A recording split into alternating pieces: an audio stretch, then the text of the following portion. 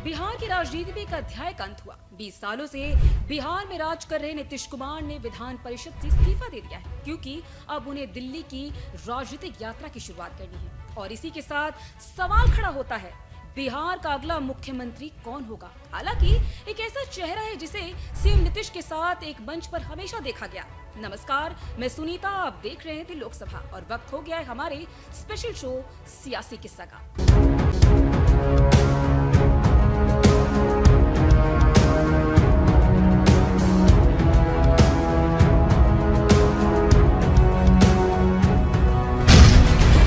आज सियासी किस्सा में हम आपको एक ऐसे नेता की कहानी बताएंगे जिन्होंने राजनीति में आने के लिए पहले तो सेना की नौकरी छोड़ी और फिर बिहार की सियासत में अपनी ऐसी धाक जमाई कि पूर्व रक्षा मंत्री जॉर्ज फर्नांडिस से लेकर लालू प्रसाद उनकी राजनीतिक सूझबूझ के कायल हो गए। बिहार की राजनीति के नए सम्राट पीएम मोदी और अमित शाह के सबसे भरोसेमंद सामान्य कार्यकर्ता से डिप्टी सीएम का सफर तय किया। सर पर मुरेठा बांधकर विरोधियों को ललकारते, बिहार में कमल खिलाने का दम भरते ये वो नेता है जिन्हें राजनीतिक दांव में पेच तो पिता शकुनी चौधरी से विरासत में मिली, लेकिन जब सियासी अखाड़े में उतरे तो जिस पद पर इनके पिता नहीं पहुंच पाए उस पद को बेटे सम्राट चौधरी ने हासिल करके ये साबित कर दिया। भले ही अभी वह डिप्टी सीएम है, लेकिन वक्त आने पर बिहार के सियासी सम्राट भी बन सकते हैं। सम्राट चौधरी बिहार की राजनीति में आज वो नाम बन गए हैं जिसमें बीजेपी कार्यकर्ता बिहार का भविष्य देख रहे हैं। और सिर्फ कार्यकर्ता ही नहीं, बल्कि बिहार बीजेपी के दिग्गज नेता और मोदी सरकार में मंत्री गिरिराज सिंह तो खुले मन से नारा भी लगवा चुके हैं, बिहार का मुख्यमंत्री कैसा होना चाहिए?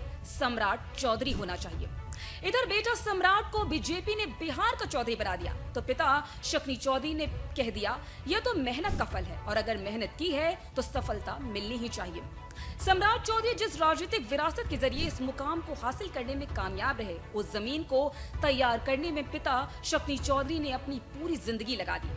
सम्राट चौधरी की कामयाबी की कहानी को समझना तो पहले शकुनी चौधरी के राजनीतिक जीवन के बारे में जानना होगा। शकुनी चौधरी का जन्म 1936 में हुआ। 15 साल तक भारतीय सेना में नौकरी की, नौकरी छोड़कर राजनीति में आए। 1985 में मुंगेर के तारापुर से निर्दलीय चुनाव लड़े और जीते भी। चुनाव जीतने के बाद कांग्रेस में शामिल हुए। 1990 में दोबारा कांग्रेस की टिकट पर चुनाव जीते। 1990 ये वो दौर था जबकि राजनीतिक दिशा और दशा दोनों एक ऐसे मुहाने पर खड़ी थी जिसका रास्ता लालू प्रसाद से होकर जाता था। लालू प्रसाद बिहार के मुख्यमंत्री बन चुके थे। इस दौरान बिहार की राजनीति में हो रही उथल पुथल की वजह से 1995 में शकुनी चौधरी ने कांग्रेस छोड़ जॉर्ज फर्नांडिस के साथ मिलकर समता पार्टी का गठन किया। शकुनी चौधरी अब तक 2 बार विधायक बन चुके थे, लेकिन पहली बार वो लाइमलाइट में तब आए जो 1995 के बिहार विधानसभा चुनाव के दौरान तारापुर से कांग्रेस के उम्मीदवार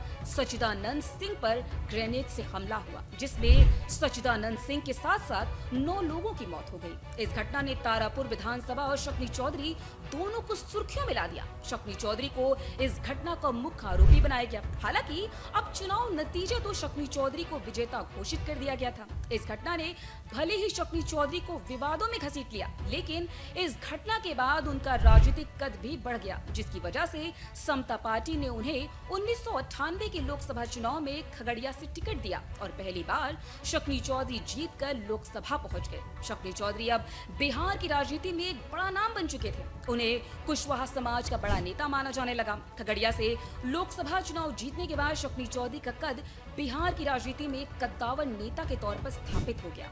इधर पिता की राजनीति को देखते हुए और समझते हुए सम्राट चौधरी ने भी सियासत में जाने का मन बना लिया। पिता शकुनी चौधरी आरजेडी के कद्दावर नेता थे, जिसकी वजह से उन्हें आरजेडी में एंट्री आसानी से मिल चुकी थी। कहते हैं कि पिता की विरासत पर बेटे का अधिकार होता है। शकुनी चौधरी जिस तरह से राजनीति में एक्टिव थे, उसका असर उनके बेटे सम्राट चौधरी पर भी पड़ा और उन्होंने भी पिता के नक्शे कदम पर चलते हुए 1990 में राजनीति में कूद से गए। इस वक्त तक लालू प्रसाद बिहार की राजनीति के मुख्य केंद्र बन चुके थे। तमाम विवादों के बावजूद बिहार की सियासत में लालू प्रसाद की पकड़ और लोकप्रियता ऐसी कि चट से लेकर दिल्ली तक उनकी चर्चा होने लगी। लालू प्रसाद की लोकप्रियता के सामने बिहार में समता पार्टी टिक नहीं पाई। यही वजह है कि अपने सियासी भविष्य को देखते हुए शकुनी चौधरी ने आरजेडी का दामन थाम ही लिया। लालू के सत्ता में आने के बाद मानो पूरा बिहार लालूमय हो चुका था। उनकी लोकप्रियता सातवें आसमान पर थी। यही वजह है कि शक्ति चौधरी मौके की नजाकत को देखते हुए समता पार्टी को छोड़कर आज जेडी में शामिल हो गए। शक्ति चौधरी का सियासी रसूख कितना बड़ा था इसका अंदाजा इससे लगाया जा सकता है। जब वह आज जेडी में शामिल हुए तो 2000 के विधानसभा चुनाव में पार्टी ने उन्हें तो मुंगेर की तारापुर विधानसभा सीट से टिकट दिया, हालांकि उनके साथ ही उनके बेटे सम्राट चौधरी को भी खगड़िया की परबत्ता विधानसभा सीट से टिकट देकर मैदान में उतार दिया और पहली बार पिता पुत्र की जोड़ी एक साथ जीतकर बिहार विधानसभा पहुंच गई। अब इसे संयोग कहिए या फिर शक्ति चौधरी की राजनीतिक ताकत की राबड़ी देवी कैबिनेट में पिता पुत्र दोनों को ही कैबिनेट मंत्री बना दिया गया। पिता तो राजनीति पे अपने पांव जमा ही चुके थे, बेटे ने भी पहली पारी में ही कैबिनेट मंत्री बनकर यह जग जाहिर कर दिया कि वो पिता की सियासी विरासत को आगे ले आएंगे। लेकिन कहते हैं ना कि राजनीति में कभी भी कुछ भी परमानेंट नहीं होता। 2005 आते आते लालू प्रसाद का सियासी सूरज अस्त होने के कगार पर पहुंच चुका था और बिहार में सत्ता परिवर्तन की लहर दौड़ पड़ी थी। ऐसे में शक्ति चौधरी ने एक बार फिर पाला बदला और नीतीश कुमार की पार्टी जेडीयू में शामिल हो गए। इस दौरान उन्होंने लगातार तारापुर विधानसभा में अपनी धाक जमाई रखी। शक्ति चौधरी भले ही जेडीयू में शामिल हो गए, लेकिन सम्राट चौधरी का जेडी से मोह नहीं टूटा। उनकी इसी निष्ठा को देखते हुए लालू प्रसाद ने एक बार फिर परबत्ता सीट से सम्राट चौधरी को मैदान में उतार दिया। हालांकि इस चुनाव में उन्हें हार का सामना करना पड़ा। 2005 का विधानसभा चुनाव जेडीयू से हारने के बाद भी वो आज जेडी में बने रहे। 2010 में दोबारा परबत्ता की सीट से जीतकर विधानसभा पहुंचे। इस दौरान आज जेडी का विश्वास सम्राट चौधरी पर और भी गहराता चला गया। लेकिन फिर 2014 में सम्राट चौधरी की जिंदगी में ऐसा टर्निंग पॉइंट आया। फिर महज 3 साल में उन्होंने 3 पार्टियां ही बदल डाली। 2014 में जब नीतीश कुमार ने लोकसभा चुनाव हारने के बाद जितिन राम मांझी को कुर्सी पर बिठाया तो सम्राट चौधरी ने आरजेडी के कुछ विधायकों के साथ मिलकर मांझी का समर्थन कर दिया। 2014 में सम्राट चौधरी का जितिन राम मांझी को समर्थन देना भी एक सोची समझी रणनीति थी। इसका फायदा भी उन्हें हुआ और बाद में जितिन राम मांझी के मंत्रिमंडल में मंत्री भी बन गए। हालांकि जितिन राम मांझी ने जब मुख्यमंत्री पद से इस्तीफा दिया तब सम्राट चौधरी ने भी जेडीयू के दामन छोड़कर बीजेपी का दामन ही थाम लिया। अब इसे उनकी सियासी सूझबूझ कहें या फिर वक्त की नजाकत, उनके इस कदम ने उन्हें विपक्ष से उठाकर सीधा मांझी कैबिनेट में मंत्री की कुर्सी पर बिठा दिया। 2014 सम्राट चौधरी के लिए यह दौर काफी उथल पुथल रहा, क्योंकि राजद को छोड़ करके जब उन्होंने मांझी का साथ दिया